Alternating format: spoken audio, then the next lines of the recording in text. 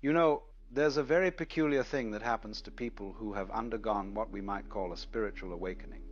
They find that crowds, gatherings of people, what we would ordinarily think of as perfectly normal social situations, become extraordinarily difficult to navigate. And I don't mean difficult in the sense of social anxiety or shyness, though it might appear that way from the outside. I mean something far more subtle and far more profound. When you wake up, when you see through the game that most people are playing, when you recognize that the emperor has no clothes, you begin to experience crowds in an entirely different way. It's rather like being the only sober person at a party where everyone else is intoxicated. You can see what's happening with a clarity that's almost painful, while everyone around you is completely absorbed in the drama, completely identified with the performance.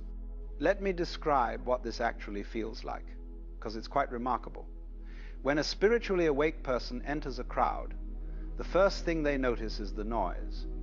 And I don't mean just the physical noise, though that's certainly part of it.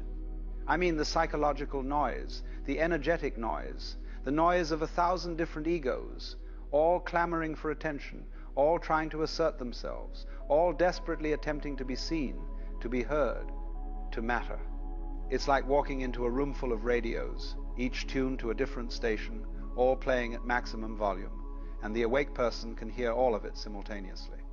They can feel the anxiety radiating from one corner, the anger pulsing from another, the desperate need for validation coming from someone nearby, the performance of superiority from someone else. It's overwhelming in a way that's very difficult to describe to someone who hasn't experienced it. You see, most people are so identified with their own internal noise that they don't notice the noise of others.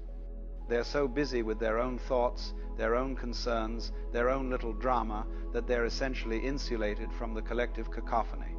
But the person who has awakened has, in a sense, dropped their own noise, or at least learned not to identify with it, and so they become extraordinarily sensitive to the noise of others. It's rather like what happens when you stop talking yourself. Suddenly, you can hear what everyone else is saying. And when you're in a crowd, what you hear is not particularly pleasant. You hear fear masquerading as confidence. You hear emptiness pretending to be fullness. You hear the desperate hunger for meaning, for connection, for something real, all covered over with layers upon layers of social performance. Now, let me be clear about something.